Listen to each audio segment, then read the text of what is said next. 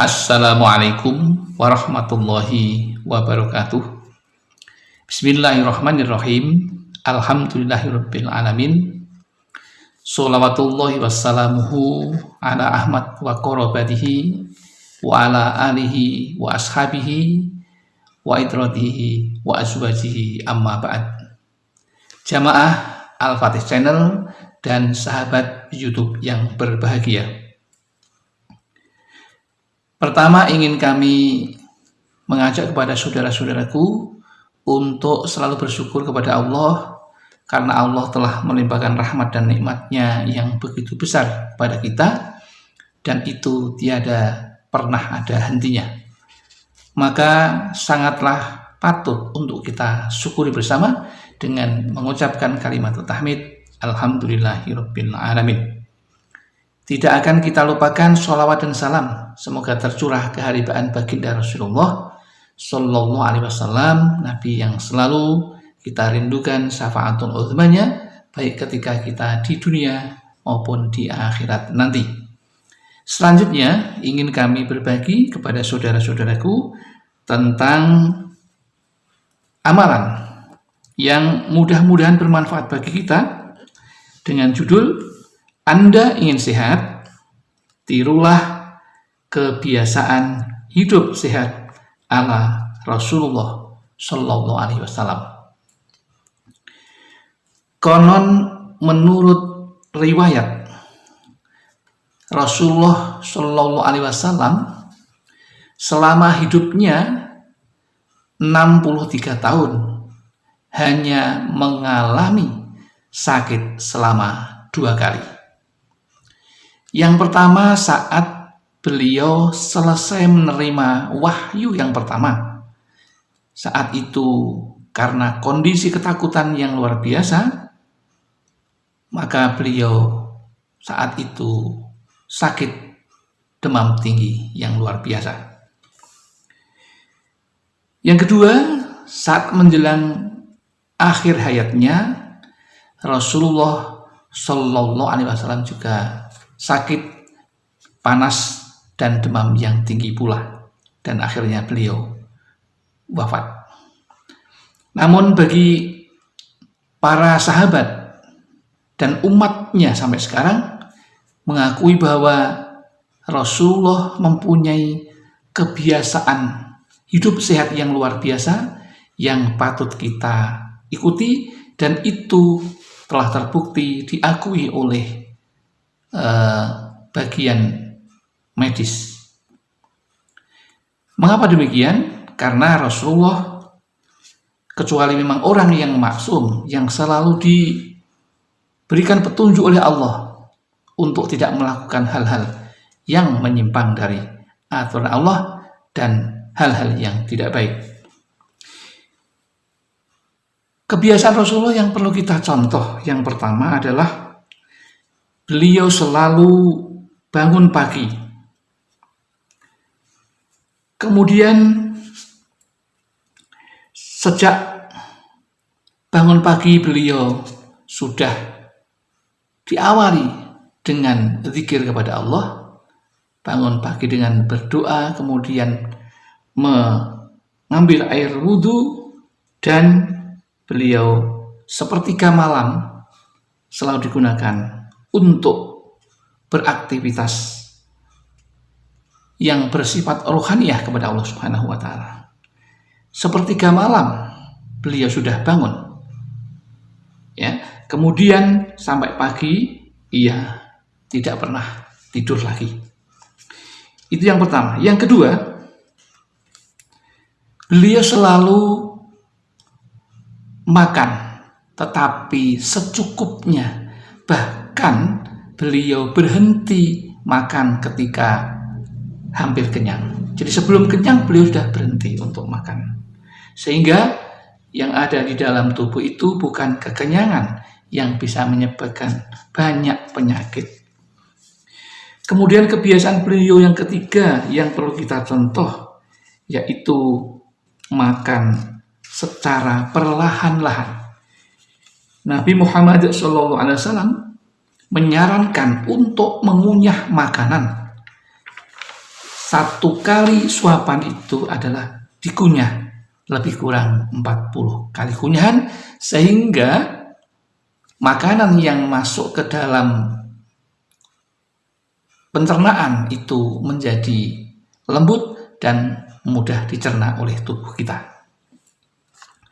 Kecuali itu, beliau makan tidak pernah tergesa-gesa, sehingga menikmati betul apa yang diberikan Allah, sehingga makan itu bisa mendapatkan kenikmatan yang luar biasa.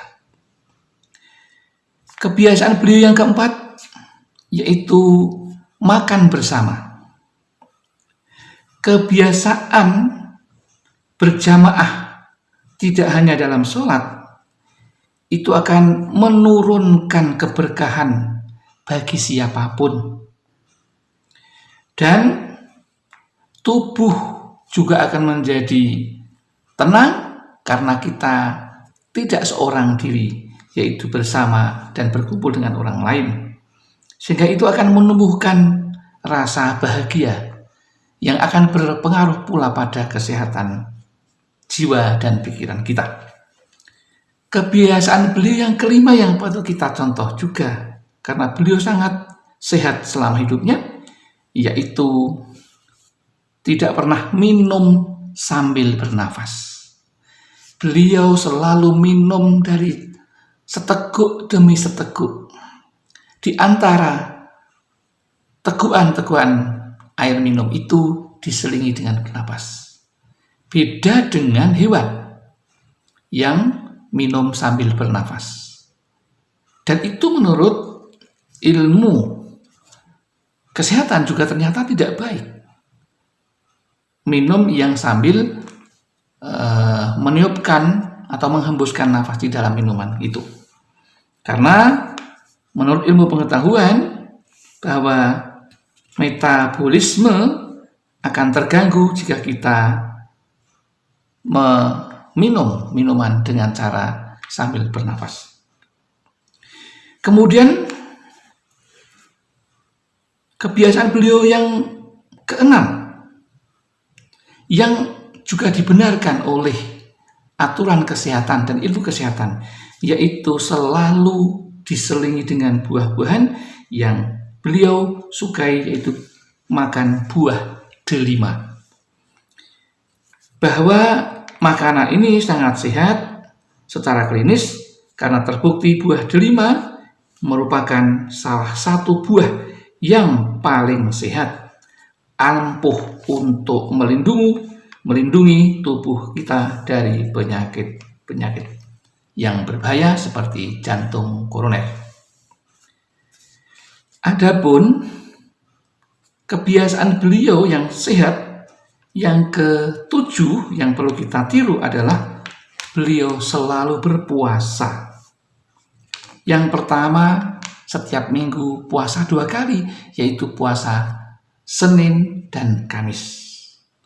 Begitu pula Nabi juga selalu berpuasa setiap bulannya yang dinamakan puasa hari putih atau Ayyamul Bid, yaitu tanggal 15, 14, dan 13. Kalau diurutkan berarti 13, 14, 15 setiap bulannya. Dengan puasa, badan akan menjadi sehat karena kita tidak akan kelebihan yang namanya hormon negatif. Kemudian kebiasaan beliau yang juga perlu kita contoh yang ke-8, yaitu selalu membiasakan makan buah kurma. Salah satu makanan yang sempurna untuk berbuka puasa diyakini adalah yang bernama buah kurma ini. Dan ini juga bagian salah satu di antara buah yang besok akan ada di surga, yaitu buah kurma dan buah delima. Begitu pula yang perlu kita contoh, yaitu beliau juga tidak pernah melupakan yang namanya berolahraga.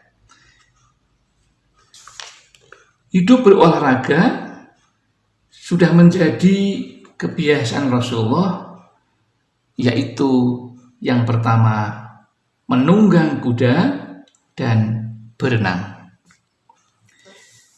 Kemudian kebiasaan beliau Rasulullah yang sehat, yang diakui kebenarannya juga oleh ilmu kesehatan, yaitu beliau tidak pernah yang namanya begadang atau menyia-nyiakan waktu setelah sholat isya untuk berbicara yang tidak ada juntrungnya dan tidak ada faedahnya, dan hanya akan membuang-buang waktu, pemborosan waktu yang percuma, yang tidak ada manfaatnya, sekedar nongkrong-nongkrong sampai malam, kemudian baru tidur. Bukan begitu, itu tidak sehat, dan itu sudah diakui kebenarannya oleh ilmu kesehatan.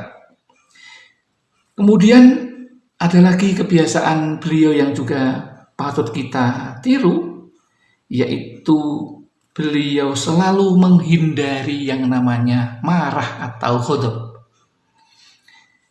Salah satu hadis pendek yang beliau sampaikan kepada kita, dan itu merupakan sunnah Rasul atau tuntunan Rasulullah yang patut kita ikuti, dan itu juga dibenarkan secara ilmu jiwa, bahwa orang yang marah itu akan mudah terkena banyak penyakit, baik penyakit kejiwaan maupun penyakit fisik.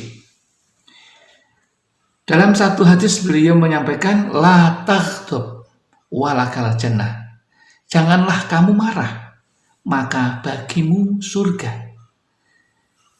Di sini beliau menyampaikan, melarang untuk kita marah dengan tidak terkendali. Karena yang namanya surga itu bisa berarti surga dunia dan juga bisa berarti surga akhirat. Yang di surga berarti kita akan bisa hidup dengan baik, bisa sehat, itu artinya sudah surga dunia. Begitu pula ketika kita di akhirat, orang yang tidak banyak mengumbar hawa nafsu dengan marah, maka ia pun juga akan dirindukan oleh surga. Kemudian kebiasaan beliau yang ke-12, yaitu selalu menjaga kebersihan, baik kebersihan diri maupun kebersihan lingkungan. Dan bahkan di tempat tidurnya ada satu kebiasaan beliau, ketika menjelang tidur selalu membersihkan tempat tidurnya terlebih dahulu sebelum beliau tidur. Dan beliau menyampaikan bahwa kebersihan adalah pangkal kesehatan. Demikian yang dapat kami sampaikan, mudah-mudahan ada manfaatnya. Barangkali ada kesalahan atau kekhilafan, kami mohon maaf yang setulus-tulusnya. Akhirul kalam, billahi taufiq wal hidayah wal inayah wal barakah. Assalamualaikum warahmatullahi wabarakatuh.